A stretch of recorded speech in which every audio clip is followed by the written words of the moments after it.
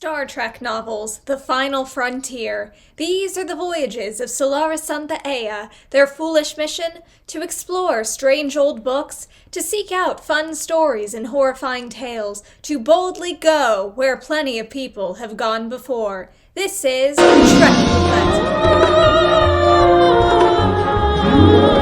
Roulette. Commander's Log. Well, former Commander's Log. It has been 5 years since my exile from the glorious Romulan Star Empire, and at last there is hope for my return. I have received a transmission from the office of the Praetor promising that my rank will be reinstated if I complete one simple task: cataloging these artifacts and uploading what I learn about them on youtube.com. These artifacts washed up through a rift in space-time and are believed to have originated in a universe parallel to our own. Curious. I do not have time to read these tomes myself. I need to get my eyebrows done so I look my best when I resume command. Fortunately, an interpreter was sent along with these artifacts, a captive from that same universe. They will read these artifacts and share pertinent information about their historical and cultural contexts.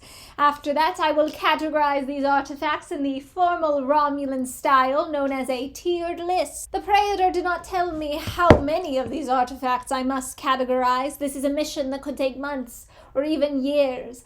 If I want to resume my command, I must begin at once. Solaris! Begin at once! Yes, Commander. And, when we're done with this, you're gonna let me go back to my universe, right? Right. So, what book should I start with? Does the order matter? I mean, not really. You can kind of... Then do what you will. I need a report post-haste. Yes, Commander. It's weird how the cargo bay on this Romulan warbird looks exactly like my room at home. I guess these universes really are parallel. Still, I wish I just stayed in my own. Maybe I shouldn't have... Whatever, I'll just get started on my report for the Commander. If we're going to talk about Star Trek novels, it's important to provide some historical and cultural context. The first Star Trek book, a compilation of episode scripts converted into short story format by James Blish, was published in 1967. Paramount originally licensed the rights to Penguin Random House, and the books were published under the Bantam Books imprint. They would later be produced under different Penguin imprints like Ballantine and Del Rey. Huge fan of Del Rey here. I love her cover of video games by Trixie Mattel. Seriously though, Del Rey is up there as one of my favorite imprints of all time, and there's a great story behind it. I'm not going to get into it because this video is going to be long enough as it is, but if you're interested in publishing history or even just sci-fi in general, definitely look up Judy Lynn Del Rey. We owe this woman our life. Penguin Random House's storied affair with Star Trek would come to an end in the late 90s when Paramount was acquired by Viacom, which is also the parent company of Simon & Schuster. Simon & Schuster is obviously another massive publishing house, one of the big five, along with Penguin Random House, Macmillan, HarperCollins, and Hachette, which is the one I always forget. When I was getting my master's in publishing back in 2023, the industry was actually in a bit of an uproar because the big five would have become the big four if the courts didn't block Penguin Random House from acquiring Simon & Schuster. I can't prove it was about the Star Trek novels, but you can't prove that it's not. But don't worry, fellow capitalists. Soon the courts will fall, and nothing will stop us from being ruled by the glorious, meritocratic, God-given monopoly this country deserves. All hail the billionaires! All hail! Star Trek novels generally fall into one of two categories: script adaptations and original stories. Script adaptations are fairly self-explanatory. These are episode scripts lightly rewritten to work as short stories or novelization of the movie screenplays. Sometimes these are very fun and interesting additions like dialogue that didn't make it on screen, or a little character moment in someone's head that gives a scene new context, but overall these rarely veer far from the source material. A lot of the episode adaptations in particular just feel like summaries, and there's really no reason to go back to them when you can just watch the episode they're based on. I'm more interested in the original stories. These are books set in the Star Trek universe featuring completely new plots, or, new takes on the half-dozen plots Star Trek episodes tend to have. There's an alien disease taking over. This planet has weird ladies on it. Uh-oh, Captain Kirk got cloned again? Whatever will we do? Until I sat down to double-check the release date for this script, I was fully convinced Spock Must Die was the first original Trek novel, but there's actually a lesser-known YA book published 2 years before, back when TOS TOS was still airing. And it wasn't with Penguin Random House either, it was actually under a subsidiary of Western Publishing. Mission to Horatius by Mac Reynolds was not a hit with anybody. To include producers on the original series and Gene Roddenberry, who was so mad about the book even after corrections were made that he wrote what Wikipedia calls a 5-page dissection dragging the book. I don't know if this dissection was ever published somewhere or if it's public, included in any of his biographies, something like that, but I was not able to find it and I'm so mad. I love drama, I love mess. One of the notable issues with Mission to Horatius was apparently the use of insensitive language to describe Sulu and Uhura. You gotta wonder how racist you have to be in 1968 as a white man for other white men to tell you to knock it off. Despite the fact that Roddenberry was quoted to have said that Star Trek was a valuable property worth protecting and that he would rather lose out in publishing deals and allow subpar books to be produced after Mission to Horatius came out, a lot of the early Trek novels were still published with relatively little oversight. This is how we get things like the glorified slash fic The Price of the Phoenix coming out, or the notorious Killing Time First Edition debacle, where a bunch of homoerotic scenes were supposed to be edited out, but some wires got crossed at the publishing house and the unedited version went to print. However, Paramount really started tightening its grip after the TOS movies started coming out and reinvigorated interest in the franchise. In general, original Trek books tend to be centered around established characters, but not necessarily main ones. Obviously, there's plenty of books out there about Kirk and Spock, but there are also books from the perspective of characters like Uhura and Sulu, who don't really get a lot of development or backstory on screen. I'm using TOS characters as an example here because I think the contrast is most obvious there, since in the original series, if you were not Kirk, Spock, or Bones, the show was not interested in exploring your character.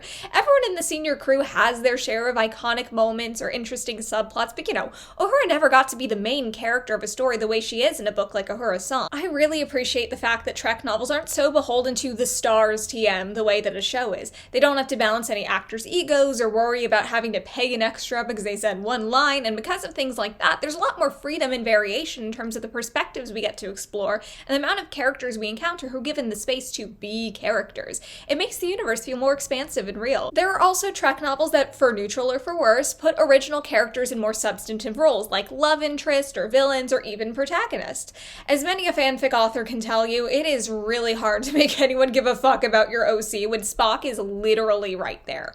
Your OCs are, if not in direct competition with, going to be directly compared to some of the most iconic and beloved characters in science fiction. Aside from specific series, the TOS novels are mostly standalones with very minimal, if any, continuity between them, so there's no real point in trying to read them in order.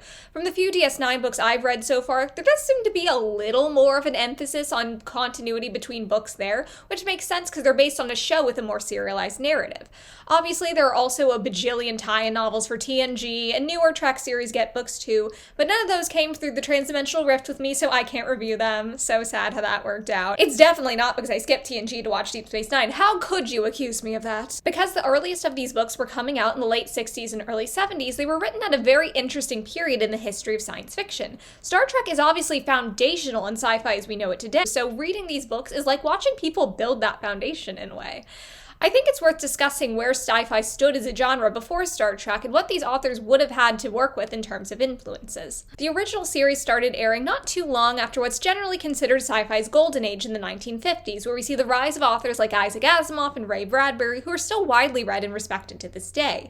There were tons of authors who were not only grappling with the societal fears of the time, like nuclear war and the consequences of unchecked technological advancement, but imagining futures that would have been inconceivable to anyone just a couple generations before. There was also a lot of dumb schlocky bullshit. Like, so much dumb schlocky bullshit. It turns out the most pressing question a lot of men had in the wake of World War II was, what if in space but women big booby?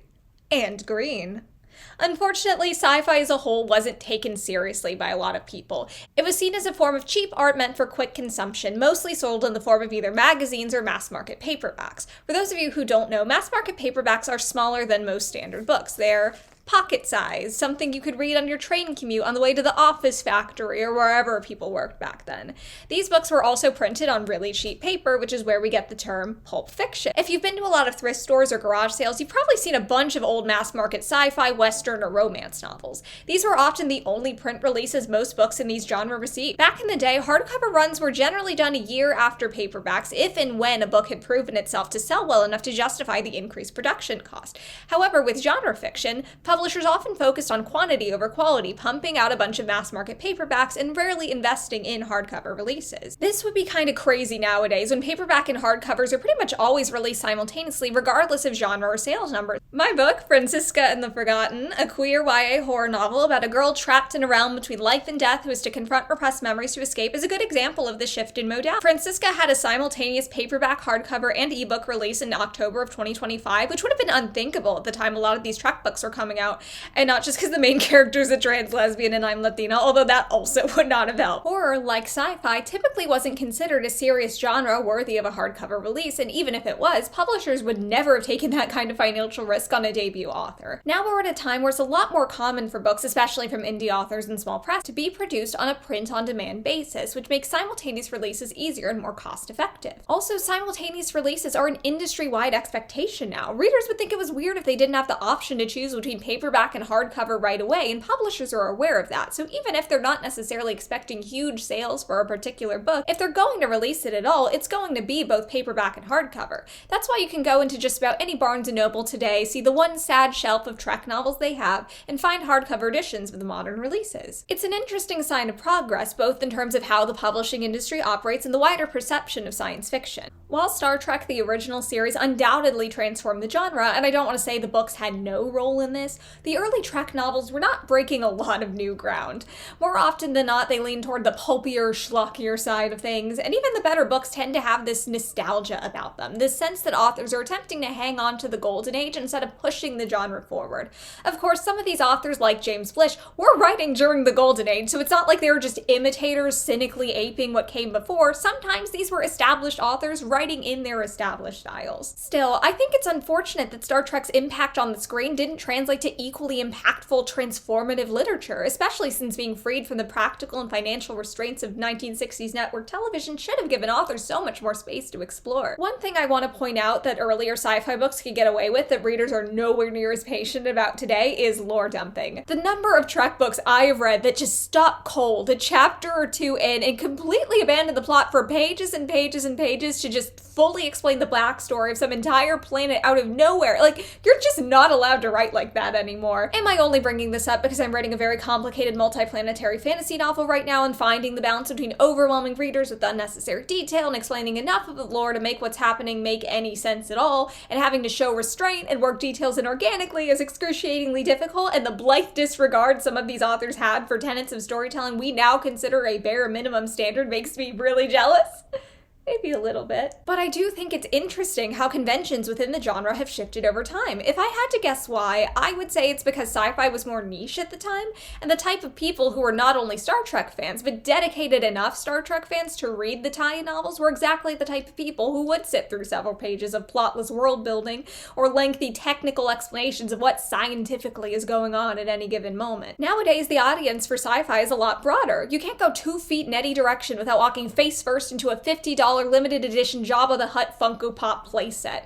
My dad saw one of those at the calendar store in the mall like 2 years ago and still talks about how he regrets not buying it. My dad has read maybe 3 books in his life. You think he gives a fuck how FTL works or how and when trade routes were established on any given planet? Now, obviously Star Wars fans aren't real people, so that's not a great example. My point is that right now, sci-fi is culturally ubiquitous in a way that it wasn't in the 60s and 70s. Because of that ubiquity, it's also more profitable. For example, Project Hail Mary just made $80 quadrillion in theaters, including a ticket purchased by my Captain Ahab-ass father, still chasing the glorious white whale that is the $50 limited edition Jabba the Hutt Funko Pop playset from the calendar store at the mall. Once something proves to be profitable, it becomes increasingly commercialized and standardized and sanded down to appeal to the widest possible audience. I think this goes a long way to explaining why science fiction, a genre notorious for being niche and nerdy and technical and dry, has fallen under the yoke of what the average person expects from commercial fiction, which is not, and I cannot emphasize enough how any of these early books seem to have been written, and I honestly think that's beautiful. Just having characters who weren't white being portrayed in a positive way was a huge step forward at the time.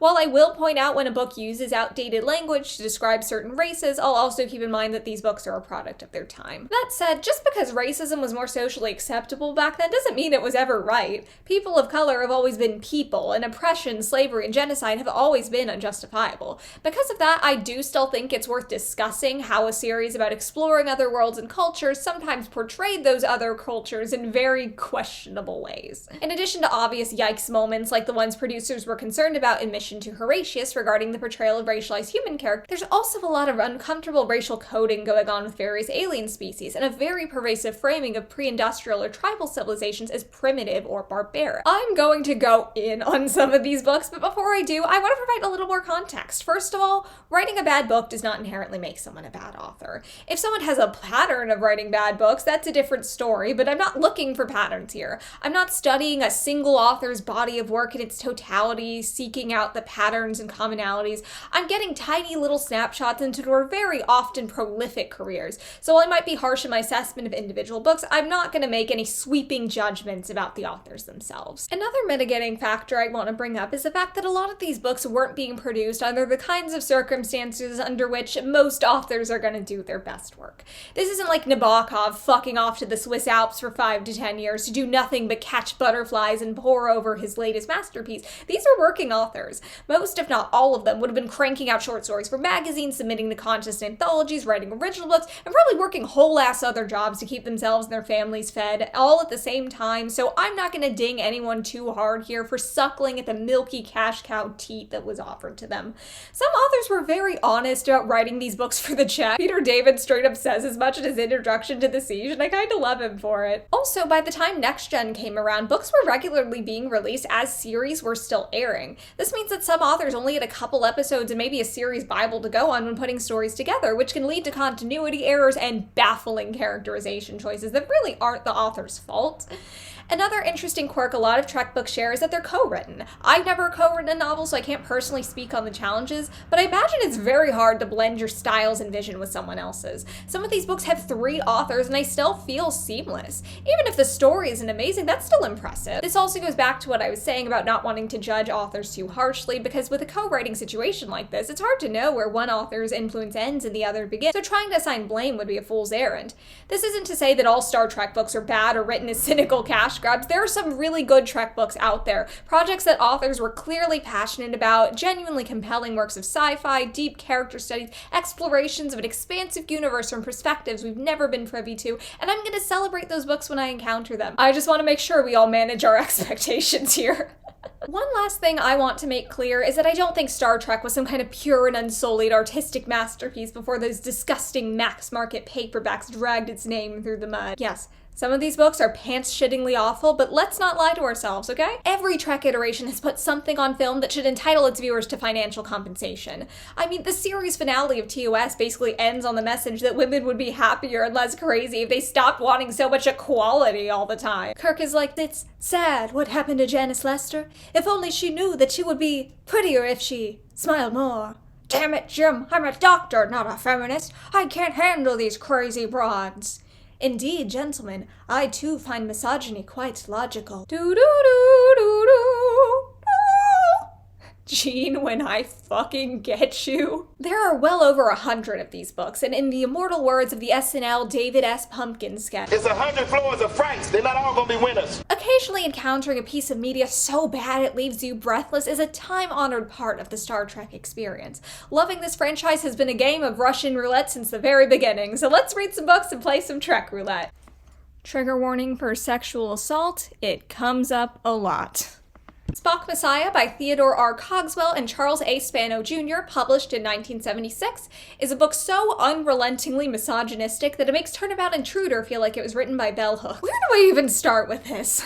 Basically, there's a planet called Kairos, and the crew of the Enterprise are testing out some new Starfleet technology, these implants in the brain that allow them to telepathically link themselves to the planet's native inhabitants so they can learn more about the world's geography and culture. The inhabitants are unaware of this link, so Starfleet is experimenting on an uncontacted civilization without consent, a moral quandary the text never addresses. I'm not sure if they even had the Prime Directive in TOS. I don't remember it coming up in the show, and at one point in the book, Kirk refers to something called General Order 1 as a reason why they can't interfere with life in the villages, so maybe that just hadn't been set in stone yet. Still, even without the Prime Directive, you would think conducting an experiment on members of a sentient species without informing them, especially an experiment involving telepathy, would go against some kind of Starfleet policy. Maybe they think it's justified because the people being used as lab rats don't know that they're being experimented on? But that falls apart the second you consider that the experiment might go awry and perchancebly even have tangible consequences for the people whose brains are essentially being uploaded to the cloud so strangers can rifle through the sum total of their consciousness.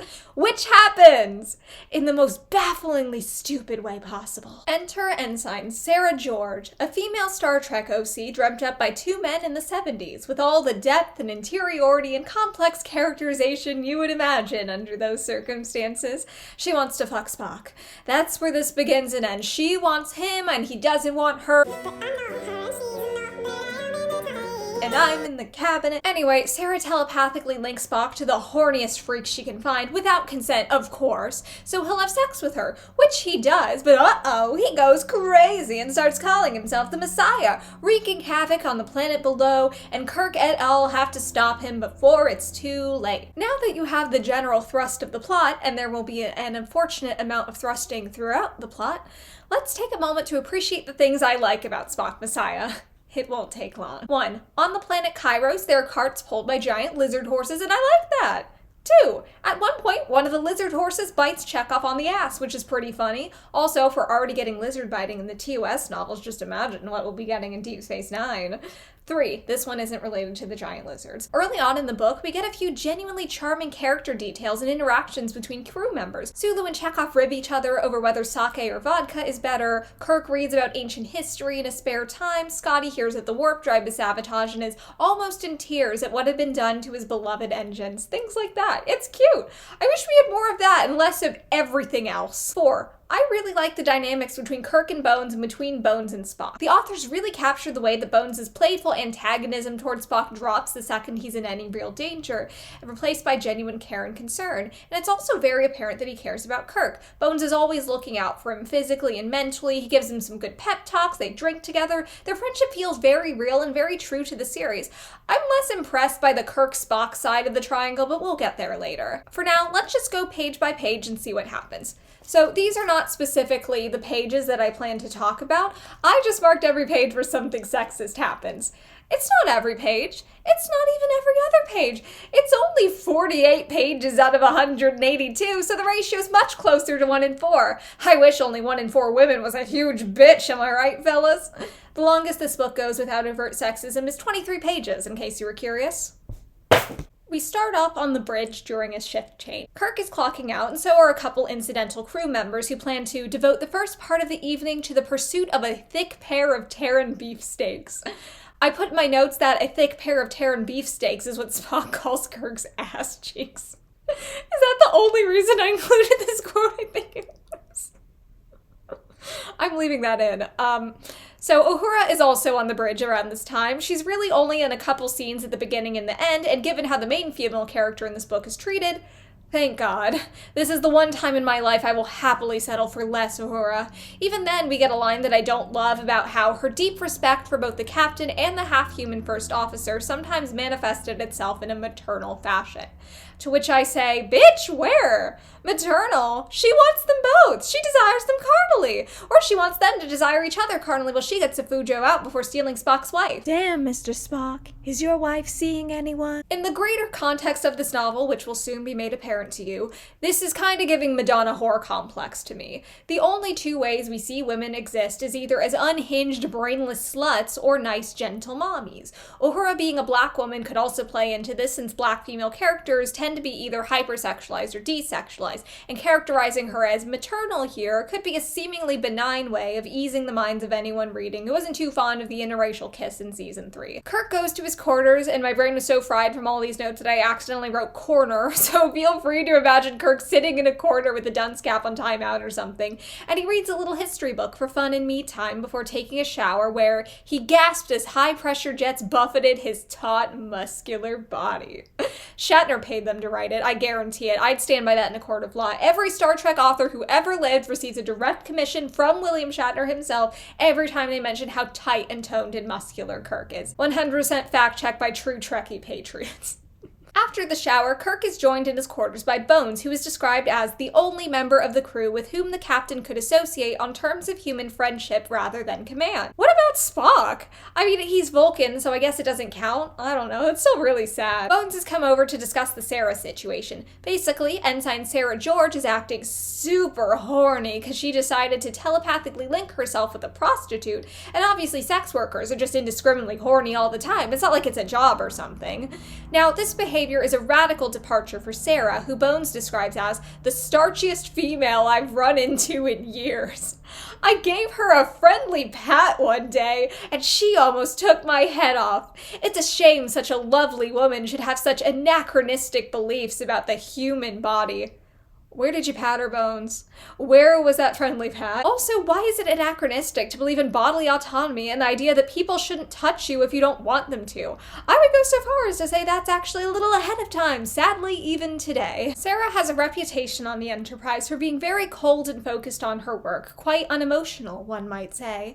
Both Kirk and Bones repeatedly express profound sexual attraction to this reserved, black-haired scientist because they both want Spock so badly it makes them look stupid, but they can't admit it, so instead they lust after Timu Spock with titties. While they're discussing old starchy Sarah over some drinks, Bones mentions how Sarah has a crush on Spock, and Kirk asks, why does nearly every woman assigned to the Enterprise set her cap for that walking computer?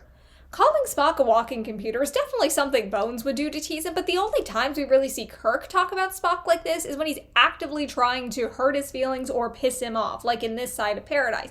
So it seems odd for him to say this for no particular reason, especially when Spock isn't even there. It just comes off a little mean-spirited. Also, Kirk is so for the boys that if Spock was pulling bitches, as long as the pussy wasn't driving him to mutiny, I feel like Kirk would be thrilled for him. I don't know why he's so jealous here. Besides, we all saw Amok Time. We know Kirk knows why people want Spock. Bling, bling, you look so good underneath me. Floss my teeth with your G-string. Now, Spock is also telepathically connected to someone on the planet, and he seems to be acting a little strangely because of it. Not as strangely as Sarah, but enough that Bones has noticed and is concerned.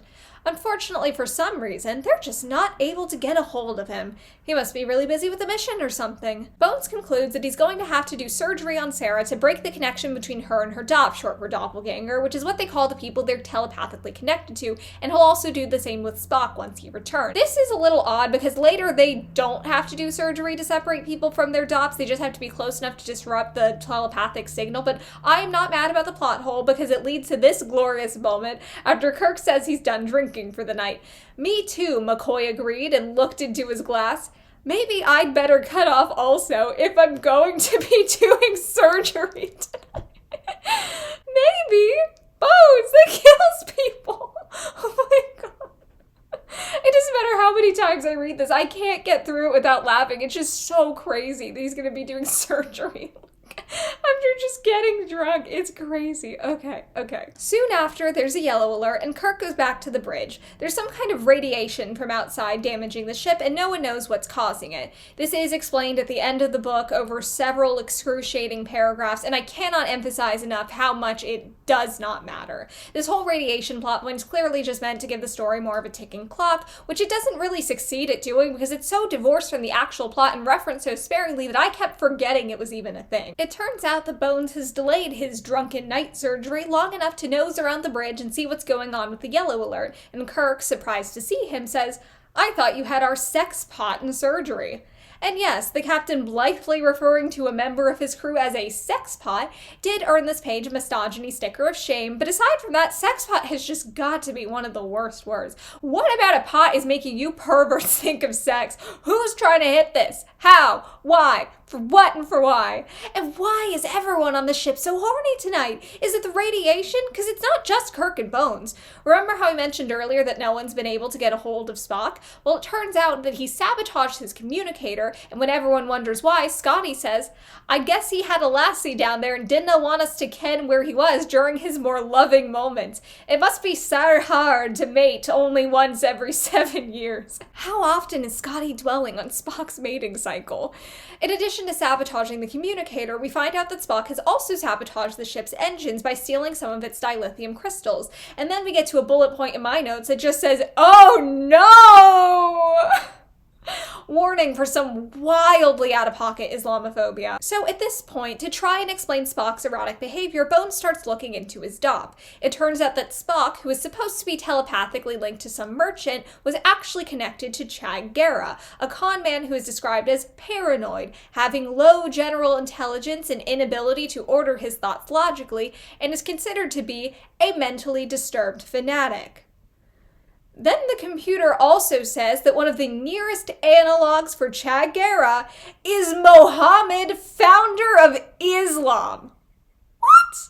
I screamed. I truly did. This is insane Islamophobia, and it comes out of nowhere. Imagine if the authors described Chag Gara that exact same way, and then said his nearest analog was Jesus Christ. They would have been murdered, crucified even. To make matters worse, Spock in his combined state with Chag Gara will later be repeatedly compared to Adolf Hitler. Do I even need to explain what's wrong here? I don't think I do. This is just crazy. The reason I specified that Spock's combined state with Chag Gara is the one that gets the Hitler comparison is that it's actually really important to the plot that we understand that Spock has, in a sense, become someone new. He isn't his usual logical self, but he isn't just some paranoid raving con man like Chag Gara was.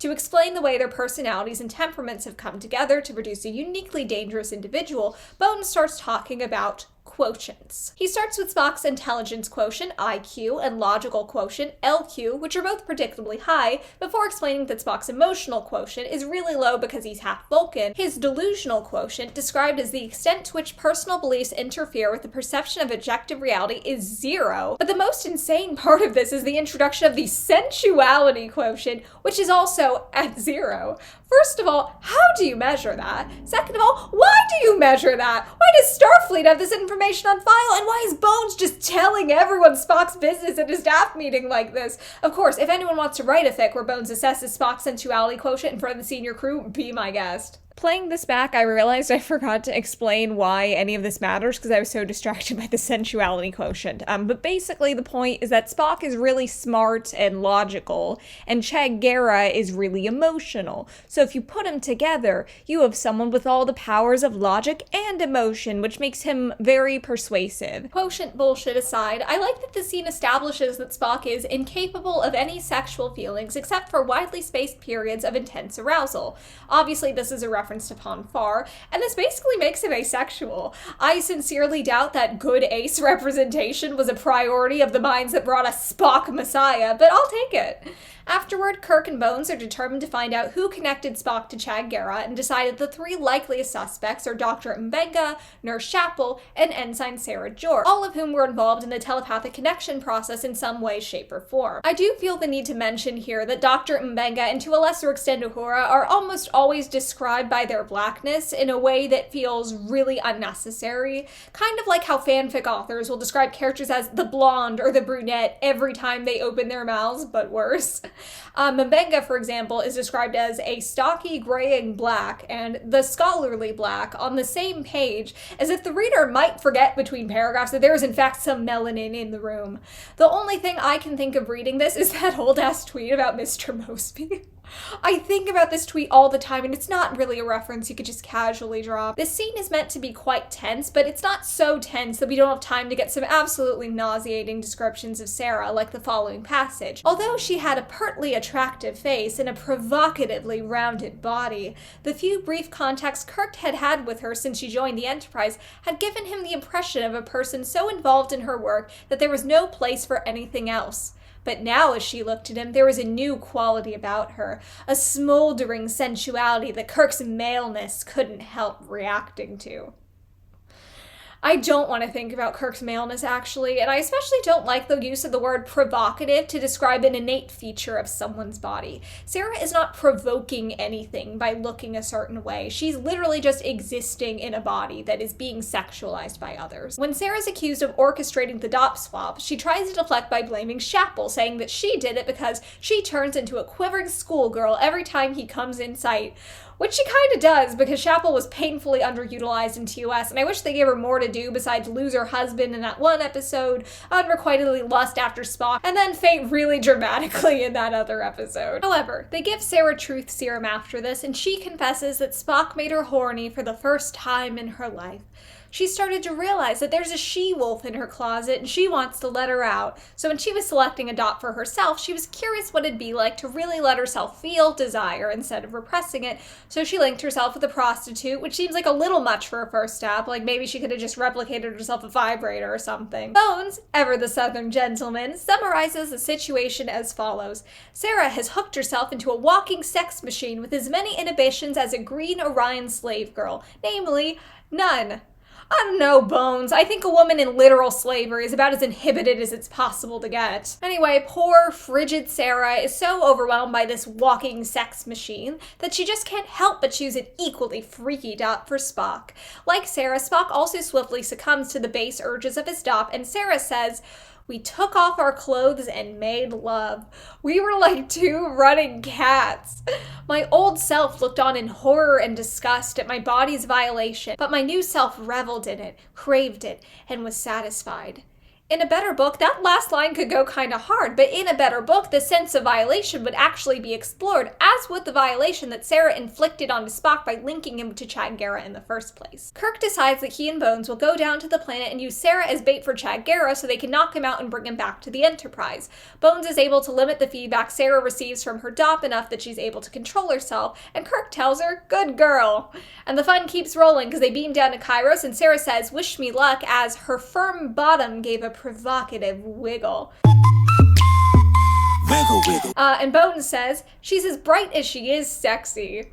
There's that word provocative again, but this time in a more excusable context, because at least the ass shaking is something Sarah's choosing to do, although the phrasing in the text distances Sarah from the action and places the agency directly in her firm bottom instead, but I cannot start close reading this stuff for the misogyny. There's so much low-hanging fruit here already that reaching even an inch above my head would be a disgusting waste of effort. So because of how DOPS work, while Spock is telepathically connected to him, the real Chad Garrett, completely unaware of this connection, is presumably still going about his everyday activities on Kairos, and Kirk decides to try to capture him instead of Spock because maybe it's just because they know what village he lives in, so he'll be easier to find than Spock, but Chad Garrett doesn't have anything implanted in him to remove surgically. Honestly, when I was reading this part, I was more distracted by all the talk we get about the less evolved and unsophisticated civilization of Kairos, which is basically just populated with the kind of bog-standard medieval-esque villages you'd find in the world's boringest fantasy novels, and then some nomadic traders thrown in. I feel like a lot of TOS looks at quote-unquote less developed civilizations through this lens, like living in villages or tribes instead of cities is just a stage to be worked through before reaching some glorious endpoint. In TOS, this endpoint would be the Federation, or a society that shares its values, but in our world, this mindset was often used to justify colonialism. Europeans weren't enslaving, raping, and murdering people and extracting their land's resources and doing their damnedest to stamp out their languages, religions, and cultures. They were pushing these poor, backward people forward toward what their society was always meant to come and what every civilization should be. So the whole why they're going after Chad Garrett and not Spock thing honestly didn't register, if they explained it at all. However, while they're looking for Chad Garrett, they find Spock disguised as Chad Garrett, which is easy to do because the people of Kairos wear hoods all the time and looking under them is a huge cultural taboo. They realize that it is Spock under the hood when he resists Sarah's advances, something the real Chad Garrett could never do. And Spock is very concerned by this, stating that Spock will mold his listeners in a way that will make Hitler look like a rank amateur. This is not the last time Messiah Spock will be compared to Hitler. More of that comes along very shortly as the gang watches Spock give a speech. When he steps onto the podium, Kirk points him out to Bones, and then Spock looks his way, and as he did so, a soft sigh escaped Kirk's lips. Spock. I just had to share that part. I will take what crumbs of enjoyment I can get from this book, and Kirk softly sighing Spock's name. Delicious. Spock's Messiah speech is actually kind of fun at first because it reminds me a lot of his hippie cult leader brother Sybok, especially the line, "The gods have no quarrels with the pleasures of the flesh." The fate which condemns me to wallow in blood has also denied me the joys of the flesh. Spock then goes goes on to say that our world is splintered into many tiny states, each ruled by little groups of greedy men, bloated parasites whose talented hands wield taxes, polices, and jails. Give this man a Michelin star, because he's fucking cooking right now, alright? He is actually just correct, but this book isn't ready for that conversation, so of course we just have to get some Cold War era fear-mongering about how anyone who ever wants to change society in any way just wants to create a soulless conformist dystopia. So Spock continues, all Kairos will be united into one people believing as one, thinking as one, worshipping as one. And then we get another Hitler comparison, because anyone who has a scary ideology and gives speeches about it is just like Hitler.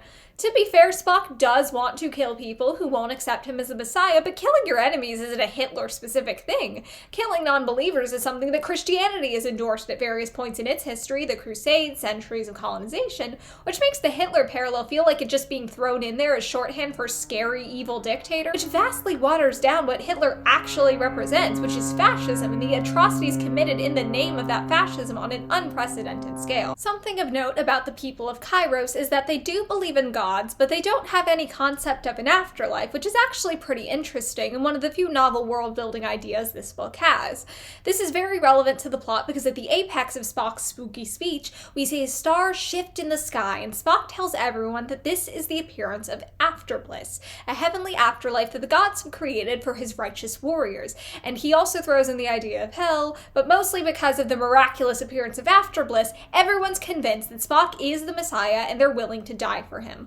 We later find out that Afterbliss is actually the Enterprise, and Spock forced Sulu to shift it lower into orbit, or else he would destroy the crystals he stole from the engine earlier. After the speech, the crew's able to hit Spock with a tranquilizer dart, but the transporters aren't very reliable on Kairos because it wouldn't be Star Trek without transporter-related plot contrivances. Because of this, and because Spock is a Vulcan and the dart doesn't affect him very strongly, he soon regains consciousness and orders his followers to attack.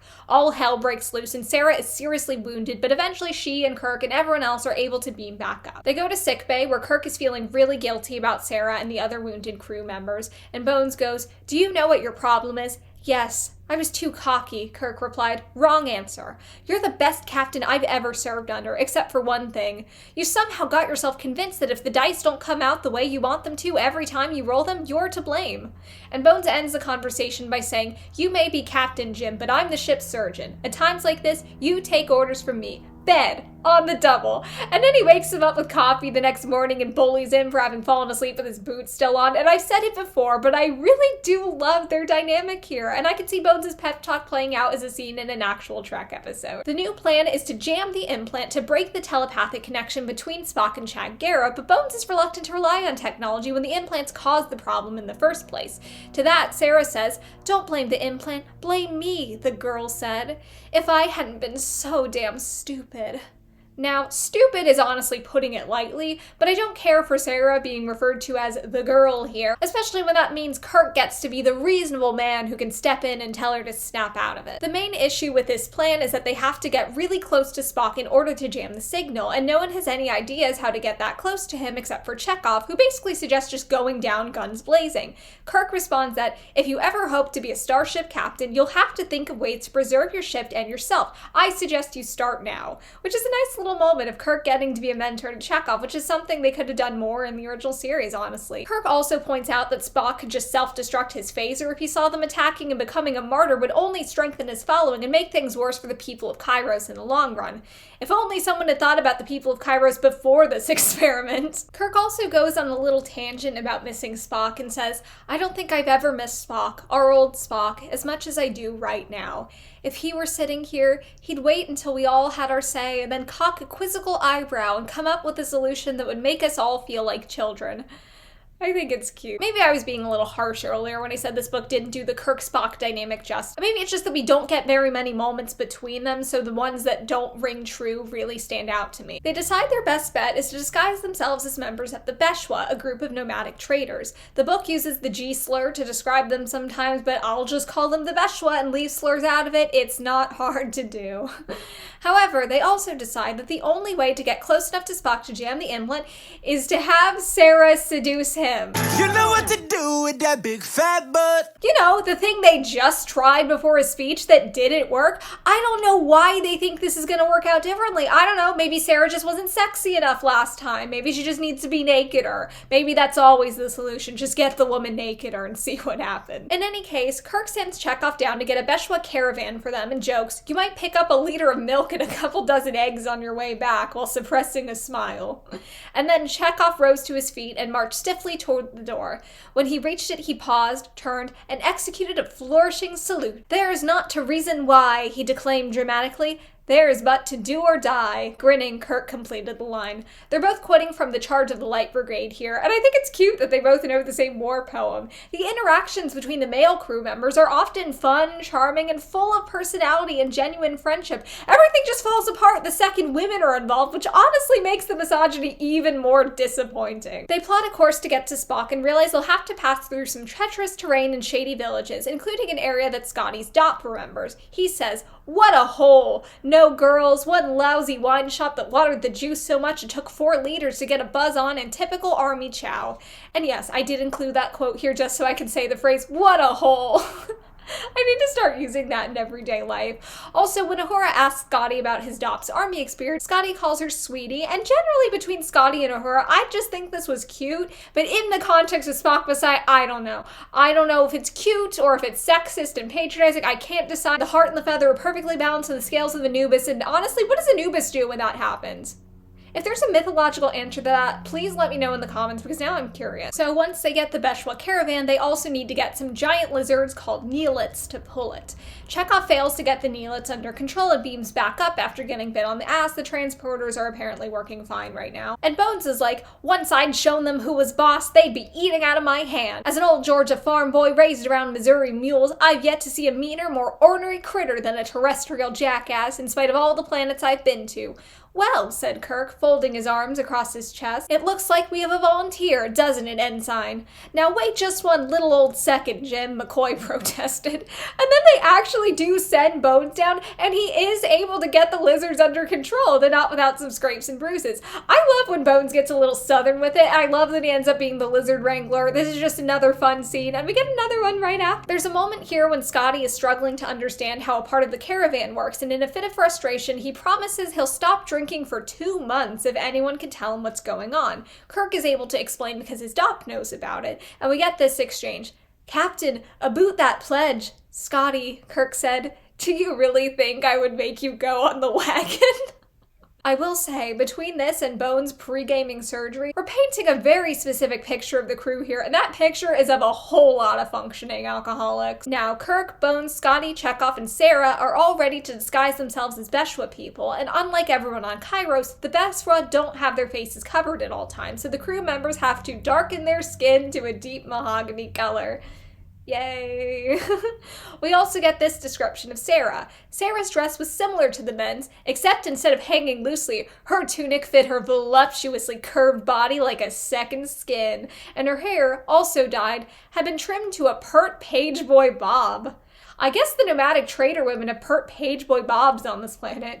God, remember when Taylor Swift said, "Give me the mellow special"? Dark times. After they beam down to Kairos, they realize that a bridge they needed to cross has been destroyed, but they're able to find another path that requires them to break their wagon down and convert it into a boat so they can sail across the lake, which Beshwa caravans are designed to do, and that's actually why Scotty was confused earlier. He wasn't able to understand what that mechanism was supposed to do. While the men do all the work, Sarah strips naked for a little swim, as you do around your coworkers, and I would say that this scene is purely gratuitous, if not for the fact that Bones observes Sarah doing this and says, "No matter how this crazy expedition ends up, I don't think Sarah will ever go back to being her old prim self," which, similar to Sarah's line about violation earlier, could be the start of something genuinely interesting in a better book that cared about Sarah's perspective in any meaningful way. But here, it's just a couple of dudes elbowing each other like, "Hey, she's a real slut now, Jim." Also in this scene, Sarah is said to be as unconcerned about her nudity as a child. Dun dun dun. While the male crew members all have Beshwa stops, Sarah is still connected to that original village prostitute, so there's some concern that if she interacts with anyone, they'll be able to figure out that she isn't actually a Beshwa woman. However, Chekhov jokes that she doesn't need to pass since she's so hot, and he goes to pat her on the ass, but Sarah retorts, "Ensign George to you, if you please, and keep your hands to yourself. My dop doesn't engage in erotic play with children." Sarah actually rejects in advance and isn't villainized by the text! Yay! I genuinely feel like I should be popping champagne and awarding these authors a Nobel Prize in feminism. After crossing the lake, the gang gets caught by a group of raiders who have orders to kill on sight, but Kirk manages to negotiate his way into getting to see the chief. While they're there, the second in command takes a liking to Sarah, because of course he does. Big fat butt. Before he can start cutting her clothes off, we get a classic Kirk bluff. "Azrath," he boomed in as deep a voice as he could manage, lifting his face to the sky. "Azrath here! They would harm your handmaiden! She has been consecrated to Azrath! If you touch our sister, Azrath's wrath will follow you and your children and your children's children. Your seed will be cursed until the end of time." And this doesn't work at all. I just wanted to mention it because I think it's really funny. It's a very classic Kirk thing to do. And it's really funny, especially if you try to imagine the William Shatner line read of "Your seed will be cursed until the end of time." Before anyone can get their throat slit, the chief's son is brought in, badly wounded. Bones, who is able to smuggle his med kit in under his clothes, strikes a deal where he will heal the chief's son in exchange for everyone's lives. Bones is just going to use regular medicine at first, but Kirk insists on making everything look more ceremonial so the chief will be impressed. So he makes Scotty and Chekhov start banging on some random instruments. They do specify in the text that they're playing some blues song. I choose to imagine it's WAP. The healing scene goes on for like 2 pages, but the only things that matter are that 1, it works, and 2, Kirk points out that the raider is only 14 or 15 and might want a scar to remember his first battle by, which is such a Kirk suggestion. I just know he busted his lip climbing a tree or something when he was 12. I was so mad that his mom used a dermal regenerator and deprived him of a cool scar to remember the adventure by. The chief's son is healed, but Kirk and Bones saw his face during the healing process, which is a taboo, and if the chief comes in and realizes this, he'll have them killed. So the son comes up with an idea. "Who is the head of this family?" "I guess I am," Kirk said. "Then give me your hand. Don't question." Kirk hesitated for a moment, then extended his right hand. Alt grabbed the broken spear, which had almost ended his own life, gashed his own palm with a sharp point, and then did the same to Kirk. He took the captain's bleeding hand in his and gripped it tightly. "Thy blood is my blood," he chanted. "Thy breath is my breath." The chant here reminds me a lot of how Spock initiates mind melds, and if it's an intentional echo, that's kinda neat. Just then, the chief bursts in, ready to kill, but his son stops him by telling, "We are of one blood, Beshwa and I," which is super funny to me because when I was in grad school, I was actually the editor of a reprint of a book called Of One Blood. It's by Pauline E. Hopkins, and it's about a mixed-race man in America who realizes he's the heir of a forgotten kingdom in Ethiopia. It's a fascinating example of proto-science fiction, and it was written by a black woman in 1903. If you're watching this from the universe that I came from, you can actually get a copy from Wordfire Press, and the proceeds go to Western Colorado University's Publishing MA program, so that's pretty cool. Despite the blood bond, the chief is still reluctant to consider Kirk a true brother of the clan since the Beshwa aren't warriors, so he decides to put the question to the Messiah, who they're going to meet up with the next day. The chief's original plan is to leave Kirk and everyone else at the camp while he goes to meet with the Messiah, but if he does, it'll be too late for the Enterprise due to the radiation. I had completely forgotten about that plot point by this point in the story, but here it is again. Kirk and the chief have a bit of a back and forth. The chief doesn't trust the Beshwa, but Kirk convinces him that it'll be useful to have a healer along, so he agrees to take them with him to meet the Messiah. However, during this conversation, it turns out that Chekhov has gotten in a knife fight with a member of the clan over a sexy lamp. I mean Sarah. Big fat. We find this out when Kirk asks what happened, and Sarah says, "It's my fault. Greth ordered me into his tent. When I refused, he grabbed me by the hair and tried to drag me with him." There's no counter to the narrative that this is Sarah's fault within the text, but why would there be? It doesn't count as victim blaming when the victim blames themselves, and she was definitely asking for it with that slutty page boy Bob. It's decided that Chekhov and Greth are going to have to duel, and if you're wondering how much this matters from the plot, you must not have been paying close attention. It's Spock Messiah, baby! Nothing matters! You could remove the entire duel plot and nothing would change except that I might leave this book with slightly more brain cells intact. Anyway, Kirk takes Chekhov to the side for a stern talking to. Well, Mr. Chekhov, Kirk demanded coldly when the Hillman had left, he was going to rape her, Chekhov replied defensively. I wasn't talking about that, Kirk snapped. And no one talks about it again because no one cares. We just had a rape threat thrown in as a contrivance to lead to a pointless duel because, I don't know, the book was too short and sword fights are cool.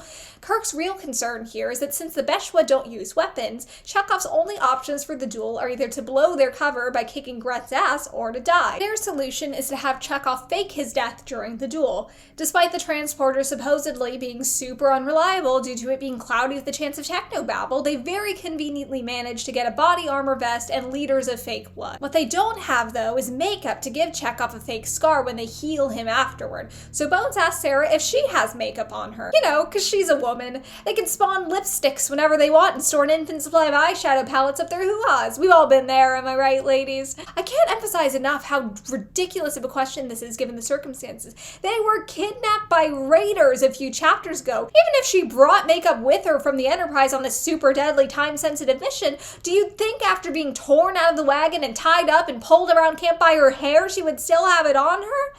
Fortunately, there are some contrivances even Spock Messiah won't stoop to, so instead they find some random woman's bag lying around, and it has makeup in it, which does also sound contrived now that I say it out loud, but it could have been worse. Put that on the cover, Spock Messiah. It could have been worse. The Chief is shocked to see that Chekhov survived what should have been a fatal wound, and Kirk lies and says that Chekhov was healed by Sarah's miraculous powers in an attempt to convince him to let Sarah come along to meet the Messiah. The Chief says no because his culture is very misogynistic, something Captain Kirk could never relate to, and he'll lose his standing among the chiefs if he lets a woman ride beside him. How do they change his mind, you may ask? Well, Sarah uses her intellect. I can't even get through the sentence. She dances naked. She dances naked in front of everyone, and the warriors demand that the chief let her come along because woman hot, and warrior like hot woman, and give hot woman me, give hot woman, woman hot me, give hot woman, give me you. So we got this lovely exchange between her and Kirk. After that dance of yours, if Trambeer had said no, his men would have strung him up right there and elected you, chief. My Dop is a woman of many talents, Sarah said demurely. Don't be so modest, Ensign. You did provide the body, you know. They've had this woman providing body all book. Now, you might be saying, Solaris, it doesn't say in that quote that her dance was a naked dance. Maybe you're the sexist here, and your dirty little misogynistic mind is projecting all over this perfectly respectable work of literature. Well, don't take my word for it. Kirk tells Bones, I think the Chief has designs on our little ensign. McCoy chuckled. I wouldn't doubt it. When she tossed her G-string to the crowd on her final exit, I had a few myself. When I was in high school, I was on the debate team, and at my very first tournament, I was doing a speech on overpopulation, and I asked the team captain for some advice. He told me, whatever you do, just make sure you hit the time minimum, and don't get stuck if you don't remember your next line. Just go with the flow. I was talking way too fast, and I blew through my 8 to 10 minute speech in 6 minutes, and the captain was right there watching with his beautiful green eyes, and I couldn't let him down, so I followed his advice, and I went with the flow. Since I was at the end of my speech, I thought it made sense to start throwing in some alternate methods of population control, and the first one I came up with was mandatory vasectomies for half the male population, just off the dome with that one. I pitched this to an all-male judge panel, and I kept going until I hit the time minimum. Back then, I was just a simple child, and I was humiliated by my failure and by the absurdity of my own suggestion. But after reading Spock Messiah, I'm starting to think that mandatory vasectomies for half the male population might not have been enough. Let's castrate the whole world! You get a castration, you get a castration, everybody's getting castrated! We're getting toward the end here, so I want to talk about one last good thing this book has going for it. Sometimes the setting descriptions are pretty good, like this passage here as the Enterprise crew prepares to join up with the group following the Messiah. Smoke began to rise into the still air as cooking fires were lighted.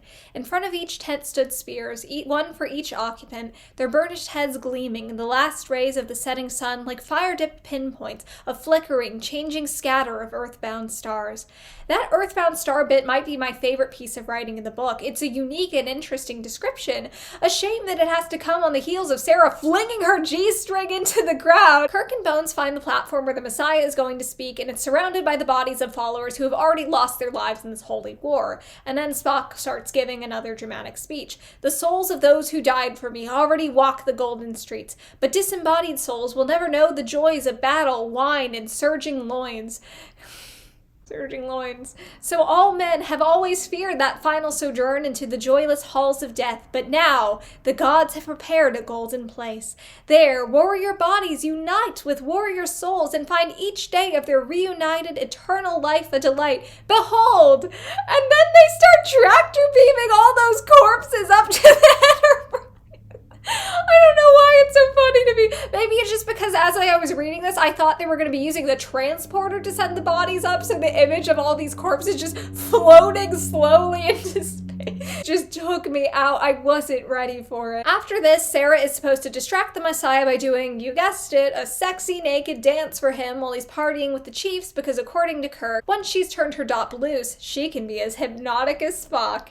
And I know he means the whole voice of the Messiah thing Spock has going on, but Kirk is never beating the bisexual allegations. He's gonna cry himself to sleep that night because Spock didn't throw him a G-string. Bling, bling, you look so good underneath me. Floss my teeth with your G-string. We're now 15 hours away from the Enterprise being destroyed by radiation, and Scotty makes Sarah a sexy golden cat girl mask so Spock won't recognize her. This mask is said to be as deliciously female as the face it covered. The only time I ever want to encounter the phrase deliciously female in a Star Trek universe is if it's immediately followed by Quark getting kicked in the nut. Anyway, everyone else just gets basic monstery masks because there are only two genders, Catgirl and Uggo. I'm not gonna quote the whole goddamn thing because the sexy dance scene goes on for like 2 pages, but Sarah is wearing golden nipple pasties and panties, which I can only assume were also made by Scotty? I don't know where else she would have gotten them unless that's what she was wearing under her clothes all along, which with everything else this book has set up so far might be the case. Maybe all women dress that way under their clothes in Spock Messiah, including nomadic trader women on a planet with seemingly no industry that could conceivably manufacture golden panties and nipple pasties. She is also wearing a transparent, shimmering fabric, light as air, that floated down from her shoulders and rather than hiding her nudity, enhanced it. Ensign George was pure, undiluted, wanton sex. I added the moan. I think the fact that they refer to her by title at the start of that sentence almost makes it worse somehow. It's like her identity as a professional, something she took great pride in before this whole ordeal, is being eroded away. Then there's also the fact that Ensign and George are both decidedly unsexy words, which makes the whole revolting sentence that much less fun to read aloud. Shockingly, the sexy dance plan doesn't work, just like it didn't work the last time! Remember when they tried that 80 pages ago and it also didn't work? Why did they think this was going to be any different? Am I the problem here? Am I crazy? Has this book left me incapable of understanding words and logic? I don't know. I don't know anymore. Maybe it is my fault. Maybe Taylor Swift wrote Anti-Hero about me. When Spock heard about the miraculous healing Bones did on the Chief's son, he immediately figured out that the Beshwa were actually people from the Enterprise, but he still let the dance go on for like a page and a half before having his guards remove everyone's masks. Spock has Sarah taken away and left tied up in his tent while he plans to have everyone else burned alive. He tells Kirk, "Don't you wish you'd stayed aboard the Enterprise, Captain? Your bridge is a much cozier place, but you'll be warmer come morning. There's enough wood and oil left to take the chill from your bones when we greet Afterbliss just before dawn. I think a burnt offering to the gods will have a salutary effect on my followers." Why did we not get more campy evil Spock? Honestly, the reason I picked this book up in the first place was because I thought it'd be about Spock. This is what it says on the back cover. Commander Spock has always been a master of 23rd century technology, but in the wake of a cruel experiment, technology has mastered Spock. The result, he has renounced the USS Enterprise and become the most dangerous man on the planet Kairos, the Messiah. I thought we'd be in Spock's head witnessing the struggles between his new impulses and his usual logical self. Instead, we just follow Captain Jizz T. Kirk. It's easy to forget with how terrible and miserable this whole experience has been, but this book isn't just bad. It's a missed opportunity in so many ways. Kirk tries to poke some holes in Spock's Messiah plan by explaining that the Enterprise is going to be abandoned in a few hours when the rest of the crew leaves to save themselves from the radiation, so there isn't going to be anyone left to beam the corpses out for Spock's Afterbliss trick, but Spock just says he'll do it himself. He's a Vulcan, so he has a higher tolerance for radiation than everyone else, and he plans on living on the Enterprise anyway, and brightening the nights of Nurse Chapel and a few of the others. Aside from the fact that Kirk just said everyone was evacuating in a few hours, so no one's gonna be there to have their nights brightened, do we have to keep doing this? The book is almost over. Please just let it stop. Kirk also tries to convince Spock to take the Enterprise to a different planet instead, pointing out that when the crew evacuates to Kairos, they'll spread out so no one community has to absorb too many strangers, which means Spock will have highly trained enemies at every turn. But Spock replies, perhaps the one who was known as Spock would have been convinced by your reasoning, but his mind knew only a universe limited by cold mechanical equations. I have been touched by powers beyond. When physical and divine law conflict, there can be only one outcome. Since afterbliss is important to my plans, the gods will not permit it to be destroyed. It would be illogical. Once again proving that Messiah Spock is the most interesting character in the book, but of course we only start letting him and Kirk play off each other 15 pages from the end. We needed the other 166 to hear about how hot Sarah looks in her panties and her naked. Spock leaves, and while everyone's tied up, they start wondering if Sarah's fate as a Messiah sex slave is better or worse than being burnt alive. Bones theorizes that Spock will end up killing Sarah because she's a far cry from the bitch and heat that Spock coupled with at the end. Her dop's no longer in control. But then he wonders if she'll fight back at all because when she was dancing, she really seemed to enjoy turning everybody on. You know, because if you act like you're enjoying something sexual in a scenario where your life depends on it, you probably love being a sex slave. I mean, can you even rape someone if they like sex? Male experts say no. They also start to wonder if Sarah even bothered trying to use the nullifier, the device that for some reason failed to knock Spock out during her dance, because maybe she'd rather be the Messiah's mistress than some boring ensign. It's happened once before. But Sarah is not, in fact, a mindless slut with no conscience, so she managed to escape with a knife. Where did she get a knife? She was wearing panties and nipple pasties in the last scene. Did she hide it in her pussy? Whatever, she has a knife and she cuts the rest of the crew free. A win for feminism all around. Congratulations, applause, applause, applause. The explanation for what happens next is so stupidly contrived that I don't even know how to summarize it, but I feel like reading the actual quotes will take too long and also cause brain damage. But basically, the Messiah is trying to rally his troops by showing them afterbliss, but the Enterprise refuses to move, which starts sowing doubt and dissent. Then Spock beams down, dressed in white, and Vulcan neck pinches the Messiah unconscious and tells the people of Kairos that there is no afterlife. Someone protests, but are dead. We saw them rise. And Spock replies, but not to a new life. Once a spirit sinks into the ground, it can never return. The demons took the dead you brought and hid them in the cloud so you would believe their false messiah's lies. Behold, and the bodies had tractor beam back down. And it's still just as funny to be in reverse. Anyway, then Spock adds, return to your old ways. If you change them, let it be because you yourselves have decided that they should be, not because some evil magician has dazzled your eyes. He also tells them all to honor Chief Trambeer, who was disgraced after it was revealed that the Beshwa he brought to meet the Messiah were actually Spock's enemies. I'm so glad the dude whose main character traits were bigotry and misogyny gets a happy ending. Spock ends his speech by doing a Vulcan salute, tells the people of Kairos, live long and lick my balls, his famous catchphrase, and teleports back to the Enterprise. Now, you might recall it being a major plot point earlier that Spock was the Messiah and not Chag Gara, and that's why the knockout dart didn't work. So, how is Spock in two places at once here? I'm just gonna let the book explain. Uhura says, about all I've been able to figure out is that the Messiah was Chag Gara all the time, and that in the last 10 days, Mr. Spock has been in a catatonic state. You're right with two exceptions, Kirk said. One when Spock, controlled by Gara, stole the crystals. And the second explains why our kidnapping attempt at Andros failed. The paralysis drug worked, but it was Chag Gara that was paralyzed. He had no control over his own body, so he brought Spock out of suspended animation and sent him through the trapdoor in the roof that closed hard to put McCoy and I out of operation so he, Gara, could escape. And I was originally very confused as to how the hell Chag Gara is doing all this while paralyzed. Essentially, when you're linked to the DOP, only one mind can be in control at a time, and Spock was in such severe psychic shock at being linked to this crazy guy that he was sort of like paralyzed within himself, and it was very easy for Chag Gara to sort of pick and choose which body he wanted to control. Anyway, apparently Sarah found Spock's body while she was in Chag Gara's tent and put the nullifier on him, which snapped the link, and that's how Spock was able to beam down and end the Messiah Messiah's reign.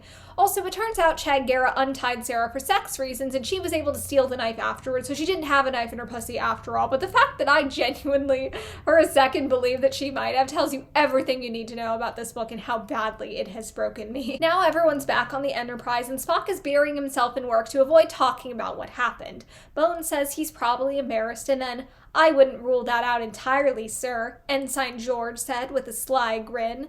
"When I passed him in the corridor, he gave me an awfully cool nod." Now, I have defended Sarah a lot over the course of this review, and that's because there are no circumstances under which any person deserves to be raped, no matter how the book tries to frame it multiple times, and Sarah's a fictional character, so the ways in which she is treated in the text are not logical, inevitable consequences for her actions, but intentional writing choices made by real people that therefore reflect unsettling truths about our real world, and that's more important to me than trying to hold a fictional character accountable. That said, fuck this bitch! Oh my god, a cool nod? You're lucky he didn't throw you out the airlock, you fucking maniac! You roofied him! You essentially telepathically roofied him because you knew for a fact that Spock would never have sex with you in his right mind. And to attempt to be fair to Sarah for the very last time, she was already under the influence of her dop when she connected Spock to Chad Guerra, so you could say she also wasn't in her right mind, but if you sexually assault someone while drunk, it's still assault, so that doesn't absolve her. And her having the fucking audacity to joke like this, when not only did she sexually assault someone, but the whole plot of this book unfolds due to her actions. Spock becoming the Messiah, all those people on Kairos dying because she chose to do this. How does this woman still have a career? Get this bitch off the Enterprise, Jesus Christ. I genuinely had to get up and pace around screaming internally after I read that line the first time, and I did that pacing while dizzy off my ass with a headache from inhaling paint fumes on the clock, long story, and I genuinely couldn't tell you if the paint fume headache or the Spock Messiah headache was worse. The ending sucks. Kirk tries to joke with Spock and basically just says, "Glad you're back," but it's awkward and charmless instead of awkward and charming like their interactions in the show, and there's a page worth of technobabble explaining the source of the radiation storm, which I honestly don't even think needed an explanation. But so getting through the hows and whys, which is a meaningless slog so close to the finish line, and Kirk and Bones joke about going to shore leave on Kairos and maybe having a little fun with Sarah's dop, gag, and Spock leaves to play 3D chess not with the woman who roofied him, as Kirk jokes that he should, but with the ship's computer because Spock prefers an opponent who can keep its mind on the game. Now that's a Star Trek!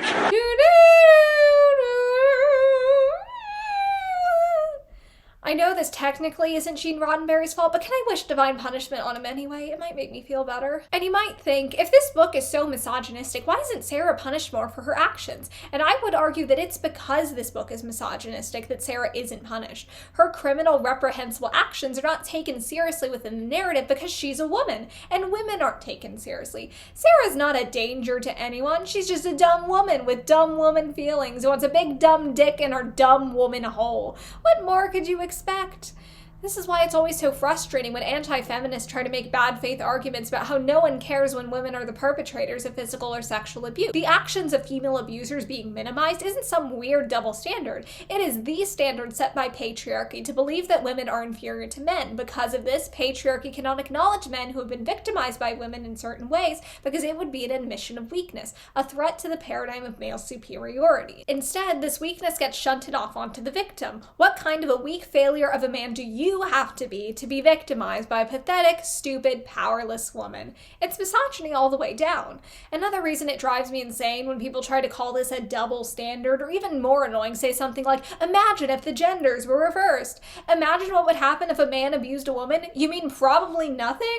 Obviously, abuse is horrible no matter who it happens to, and we can all accept that without pretending that violence against women is always or even usually met with justice. On a final fuck this book note, it's worth pointing out the insidiousness in how the almost absurdly over-the-top misogyny of the tribesmen on Kairos is presented as a bad thing by the text, while the more covert misogyny of the good guys is never questioned. I feel like when men only see violence against women as something that happens when you grab a woman by the hair and drag her away to be assaulted, it gives them an excuse to frame everything else that feminists argue against as superfluous. There's a dangerous narrowing of what can be considered rape, of what constitutes violence, of what misogyny can look like. In this book, what misogyny looks like is explicitly tied to a fictional racialized other, while the protagonists are free to comment on women's bodies and sexualities as they please, to patronizingly remark on what a shame it is when an uptight prude can't handle a friendly pat, while also treating women who do express sexual openness like wild animals. It doesn't count as rape if you're fucking a slut.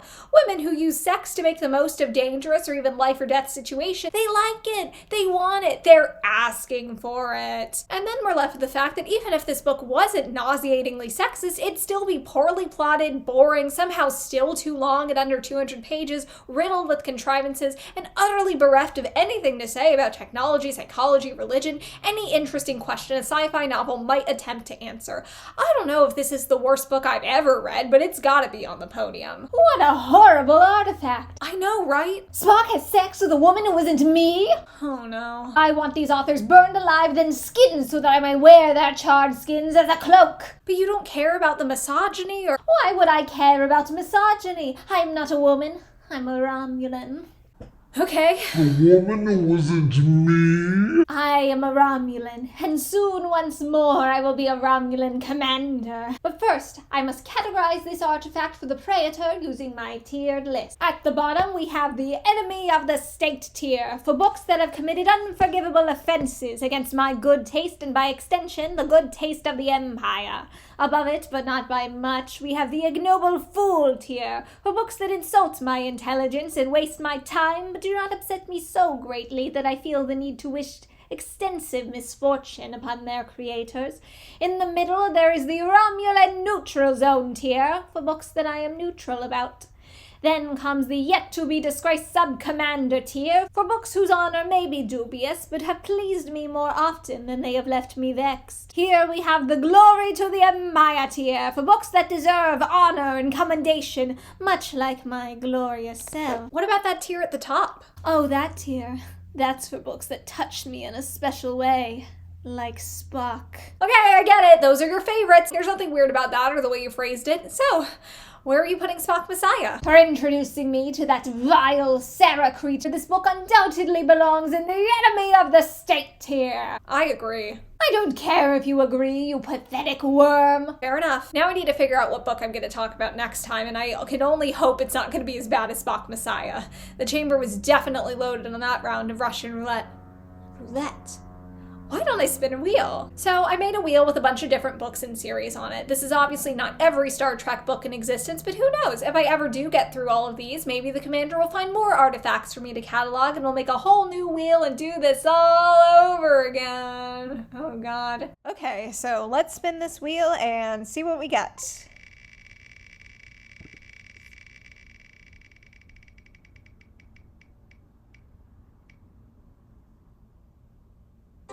No way! Oh my god, I've actually read this one and it's one of my favorites. Oh my god, I'm so relieved. It's not gonna be terrible. I might actually cry. I'm so excited to do the Pandora Principle. You have no idea. Oh my god. This is gonna be great. I'm so excited. Okay, we're so back. We're so back. Yes! Well, look at you, my valorous viewer. You've made it all the way to the end. I can only assume you desire me carnally. Unfortunately for you, my heart belongs to the one and only Mr. Spock. Nonetheless, I command you to like, comment, and subscribe to advance the aims of the Romulan Empire. If my captives' report entertained you, or you found yourself enlightened in some way by how they discussed writing or publishing or whatever, I'm sure they are no doubt at this moment cluttering the description with links to their odious book or vile website, where they post writing advice, short stories, and poems, and all other forms of nonsense. I will see you again soon, and soon the universe will see me in command. End log.